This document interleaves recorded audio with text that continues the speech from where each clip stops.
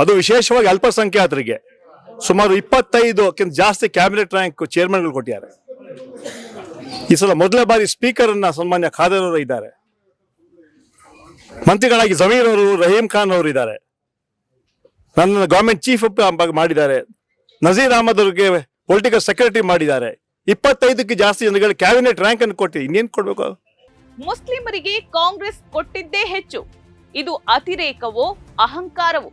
ನಮಸ್ಕಾರ, ಕನ್ನಡ ಒನ್ ನ್ಯೂಸ್ಗೆ ಸ್ವಾಗತ. ನಾನು ನಿಶ್ಮಾ ಇರ್ಷಾದ್. ಕರ್ನಾಟಕದ ರಾಜಕೀಯದಲ್ಲಿ ಈಗ ಒಂದು ಮಾತು ಜೋರಾಗಿ ಸದ್ದು ಮಾಡ್ತಾ ಇದೆ. ಅದು ಕಾಂಗ್ರೆಸ್ ಪಕ್ಷದ ಅಹಂಕಾರದ ಮಾತು.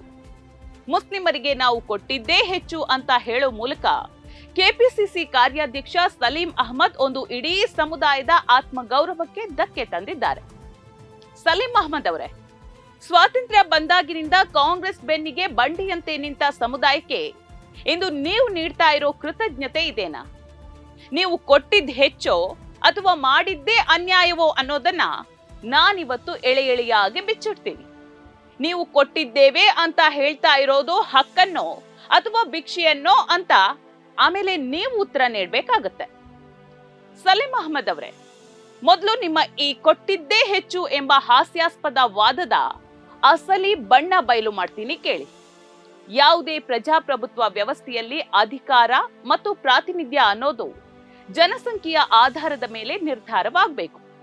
ಕರ್ನಾಟಕದ ಈ ಅಂಕಿ ಅಂಶಗಳನ್ನ ಗಮನಿಸಿದ್ರೆ ಕಾಂಗ್ರೆಸ್ನ ಈ ಹೆಚ್ಚು ಕೊಟ್ಟಿದ್ದೇವೆ ಎಂಬ ವಾದ ಎಷ್ಟು ಪೊಳ್ಳು ಅನ್ನೋದು ಗೊತ್ತಾಗುತ್ತೆ.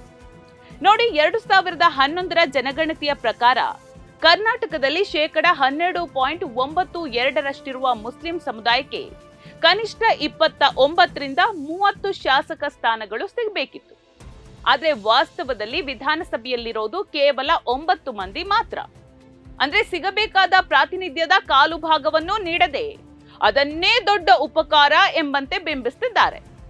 ಸಲೀಂ ಅಹ್ಮದ್ ಅವರೇ, ಇದು ನಿಮ್ಮ ದೃಷ್ಟಿಯಲ್ಲಿ ಹೆಚ್ಚು ಕೊಟ್ಟಿದ್ದ ಅಥವಾ ಹಕ್ಕು ಕಸಿದುಕೊಳ್ಳುವ ತಂತ್ರನ, ಅಲ್ಲ ನೀವು ಹೇಳುವ ಜಾತ್ಯತೀತತೆಯೋ ಅಂತ ಸ್ವಲ್ಪ ವಿವರಿಸಿ ನೋಡೋಣ. ನಜೀರ್ ಅಹಮದ್ ಅವರಿಗೆ ಪೊಲಿಟಿಕಲ್ ಸೆಕ್ರೆಟರಿ ಮಾಡಿದ್ದಾರೆ. 25ಕ್ಕೆ ಜಾಸ್ತಿ ಜನಗಳು ಕ್ಯಾಬಿನೆಟ್ ರ್ಯಾಂಕ್ ಅನ್ನು ಕೊಟ್ಟು ಇನ್ನೇನು ಕೊಡ್ಬೇಕು? ದಾವಣಗೆರೆಯ ರಾಜಕೀಯ ಸನ್ನಿವೇಶವನ್ನೇ ನೋಡಿ.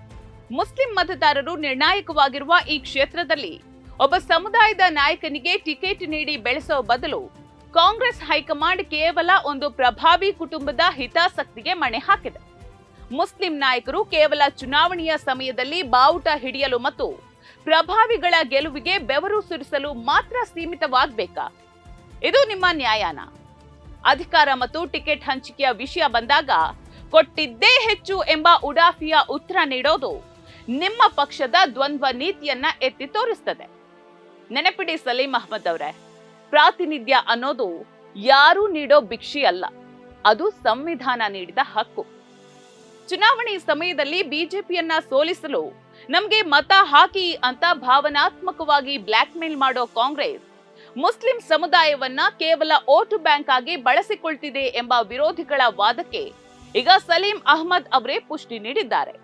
ನಾವಲ್ಲದೆ ನಿಮ್ಗೆ ಬೇರೆ ದಾರಿ ಇಲ್ಲ, ಹಾಗಿರುವಾಗ ಕೊಟ್ಟಷ್ಟಕ್ಕೆ ತೃಪ್ತಿ ಪಡಬೇಕು ಎಂಬ ಧೋರಣೆ ಸಮುದಾಯದ ಆತ್ಮ ಗೌರವಕ್ಕೆ ತಗುಲಿದ ಏಟಾಗಿದೆ. ಸಲೀಂ ಅಹ್ಮದ್ ಅವರೇ, ಕಾಲ ಬದಲಾಗಿದ್ದೇರಿ. ಮುಸ್ಲಿಂ ಸಮುದಾಯದ ಯುವಕರು ಇವತ್ತು ಜಾಗೃತರಾಗಿದ್ದಾರೆ. ಅವರಿಗೀಗ ಬೇಕಿರೋದು ಕೇವಲ ಅಭಯ ಅಲ್ಲ, ಬದಲಾಗಿ ಅಧಿಕಾರದಲ್ಲಿ ಪಾಲು. ದಾವಣಗೆರೆಯಲ್ಲಿ ಇಂದು ಮುಸ್ಲಿಂ ನಾಯಕರು ಎತ್ತಿರುವ ಧ್ವನಿ ಕೇವಲ ಒಂದು ಆರಂಭ ಅಷ್ಟೇ. ಈ ಅಸಮಾಧಾನ ರಾಜ್ಯದ ಮೂಲೆ ಮೂಲೆಗೆ ಹಬ್ಬುವ ಮುನ್ನ ನಿಮ್ಮ ಅಹಂಕಾರದ ನಿಲುವನ್ನ ಬದಲಿಸಿಕೊಳ್ಳಿ. ಸಮುದಾಯದ ಮತಗಳು ಬೇಕು, ಆದ್ರೆ ಅಧಿಕಾರ ನೀಡಲು ಮನಸ್ಸಿಲ್ಲ ಎನ್ನುವ ನಿಮ್ಮ ದ್ವಂದ್ವ ನೀತಿ ಇನ್ಮುಂದೆ ನಡೆಯೋದಿಲ್ಲ. ಸಲೀಂ ಅಹ್ಮದ್ ಅವರ ಈ ಮಾತುಗಳು ಕೇವಲ ಅವರ ವೈಯಕ್ತಿಕ ಅಭಿಪ್ರಾಯದಂತೆ ಕಾಣ್ತಿಲ್ಲ, ಬದಲಿಗೆ ಇದು ಕಾಂಗ್ರೆಸ್ ಪಕ್ಷದ ಆಂತರಿಕ ಮನಸ್ಥಿತಿಯನ್ನ ಪ್ರತಿಬಿಂಬಿಸುತ್ತದೆ. ಒಂದು ಸಮುದಾಯವು ತನ್ನ ನ್ಯಾಯಯುತ ಪಾಲನ್ನ ಕೇಳಿದಾಗ ಅದನ್ನ ಅತಿ ಆಸೆ ಎಂಬಂತೆ ಬಿಂಬಿಸೋದು ರಾಜಕೀಯ ಅಸಹಿಷ್ಣುತೆಯ ಪರಮಾವಧಿ. ಮುಸ್ಲಿಮರ ಬೆಂಬಲದಿಂದ ಅಧಿಕಾರ ಅನುಭವಿಸುವ ನಾಯಕರು ಅದೇ ಸಮುದಾಯದ ಹಕ್ಕುಗಳ ಬಗ್ಗೆ ಮಾತನಾಡುವಾಗ ಇಷ್ಟು ಕೆಳಮಟ್ಟಕ್ಕೆ ಇಳಿಯೋದು ಎಷ್ಟು ಸರಿ ಅಂತ ಹೇಳಿ? ಈಗ ಕಾಲ ಬದಲಾಗಿದೆ. ಮುಸ್ಲಿಂ ಸಮುದಾಯದ ಒಳಗಿನ ಯುವ ನಾಯಕತ್ವವು ಜಾಗೃತವಾಗಿದೆ. ಅವರು ಕೇವಲ ಮತ ಹಾಕುವ ಯಂತ್ರಗಳಾಗಿ ಉಳಿಯೋದಕ್ಕೆ ಸಿದ್ಧರಿಲ್ಲ. ದಾವಣಗೆರೆಯಲ್ಲಿ ಇಂದು ನಾಯಕರು ಒಗ್ಗೂಡಿ ಕಾಂಗ್ರೆಸ್ ವಿರುದ್ಧ ಧ್ವನಿ ಎತ್ತುತ್ತಾ ಇರೋದು ಕೇವಲ ಒಂದು ಕ್ಷೇತ್ರದ ಆಕ್ರೋಶ ಅಲ್ಲ, ಅದು ರಾಜ್ಯದಾದ್ಯಂತ ಹರಡ್ತಾ ಇರುವ ಅಸಮಾಧಾನದ ಕಿಡಿ. ಕಾಂಗ್ರೆಸ್ ತನ್ನ ಅಧಿಕಾರದ ಧೋರಣೆಯನ್ನ ತಕ್ಷಣ ಬದಲಿಸಿಕೊಳ್ಳದಿದ್ರೆ ಮುಂದಿನ ದಿನಗಳಲ್ಲಿ ಈ ತಾಳ್ಮೆಯ ಕಟ್ಟೆ ಒಡೆದು ಪಕ್ಷಕ್ಕೆ ಭಾರೀ ಬೆಲೆ ತೆರಬೇಕಾಗಿ ಬರ್ತದೆ. ಸಮುದಾಯದ ನಾಯಕರನ್ನ ಕೇವಲ ಅಲಂಕಾರಿಕ ಹುದ್ದೆಗಳಿಗೆ ಸೀಮಿತಗೊಳಿಸಿ ನಿಜವಾದ ನಿರ್ಧಾರ ತೆಗೆದುಕೊಳ್ಳುವ ಅಧಿಕಾರದಿಂದ ವಂಚಿಸ್ತಾ ಇರೋದು ಎಷ್ಟು ಸರಿ ಅಂತ. ಸಚಿವ ಸಂಪುಟದಿಂದ ಹಿಡಿದು ನಿಗಮ ಮಂಡಳಿಯವರೆಗೆ ಸಮುದಾಯಕ್ಕೆ ನೀವು ನೀಡಿರುವ ಪಾಲೆಷ್ಟು? ಕೇವಲ ಜಾತ್ಯತೀತತೆ ಎಂಬ ಬಣ್ಣದ ಮಾತಿನಿಂದ ಹಸಿವು ನೀಗೋದಿಲ್ಲ, ಹಕ್ಕುಗಳು ಕೂಡ ಸಿಗೋದಿಲ್ಲ. ಸಲೀಂ ಅಹ್ಮದ್ ಅವರಂತಹ ನಾಯಕರು ಕೇವಲ ಕ್ಷಮೆ ಯಾಚಿಸಿದ್ರೆ ಸಾಲೋದಿಲ್ಲ. ಕಾಂಗ್ರೆಸ್ ಪಕ್ಷ ತನ್ನ ಅಧಿಕಾರ ಹಂಚಿಕೆಯ ನೀತಿಯಲ್ಲಿ ಬದಲಾವಣೆಯನ್ನ ತರಬೇಕಿದೆ. ಸಮುದಾಯದ ಪ್ರತಿಯೊಬ್ಬ ವ್ಯಕ್ತಿಯೂ ಇವತ್ತು ನಿಮ್ಮನ್ನ ಪ್ರಶ್ನಿಸುತ್ತಿದ್ದಾರೆ, ನಮ್ಮ ಹಕ್ಕನ್ನ ಕಸಿದುಕೊಳ್ಳೋಕೆ ನೀವು ಯಾರು ಅಂತ. ಸಲೀಂ ಅಹ್ಮದ್ ಅವರೇ, ಕೊನೆಯದಾಗಿ ಒಂದು ಮಾತು ಕೇಳಿಸ್ಕೊಳ್ಳಿ. ಪ್ರಜಾಪ್ರಭುತ್ವದಲ್ಲಿ ಮತದಾರನೇ ಅಂತಿಮ ನ್ಯಾಯಾಧೀಶ. ಯಾವುದೇ ಸಮುದಾಯವನ್ನ ನಿಮ್ಮ ಖಾಸಗಿ ಸ್ವತ್ತು ಅಂತ ನೀವು ಭಾವಿಸಬೇಡಿ. ದಾವಣಗೆರೆಯ ಈ ಕಿಡಿ ರಾಜ್ಯದಾದ್ಯಂತ ತಾಳ್ಮೆಯ ಕಟ್ಟೆಯೊಡೆಯುವಂತೆ ಮಾಡಲಿದೆ. ನ್ಯಾಯಯುತ ಪಾಲು ನೀಡದಿದ್ರೆ, ಕೇವಲ ವೋಟ್ ಬ್ಯಾಂಕ್ ಆಗಿ ಬಳಸಿಕೊಂಡ್ರೆ ಮುಂಬರುವ ಚುನಾವಣೆಗಳಲ್ಲಿ ಸಮುದಾಯವೇ ನಿಮ್ಮ ಮುಖಕ್ಕೆ ಹೊಡೆದಂಗೆ ಉತ್ತರ ನೀಡಲಿದೆ.